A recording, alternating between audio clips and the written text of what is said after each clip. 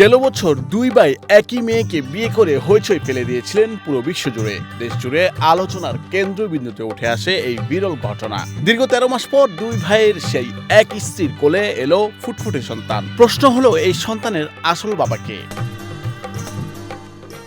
ভারতের হিমাচল প্রদেশে আপন দুই ভাই প্রবীণ নেগি এবং কপিল নেগি একই মেয়েকে বিয়ে করেন। জানা যায় এটি হট্টি সম্প্রদায়ের মধ্যে সিরমৌরি জড়িদার প্রথার অংশ, যেখানে একাধিক ভাই একই স্ত্রীকে ভাগ করে নেন। মূলত পারিবারিক সম্পত্তি বিভাজন রোধ করতে এই প্রথার সূচনা করেছিল বলে মনে করা হয়।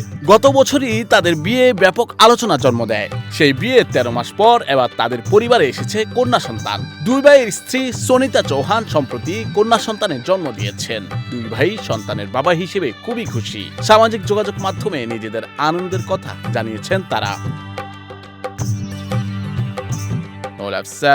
বৈশাখী সংবাদ।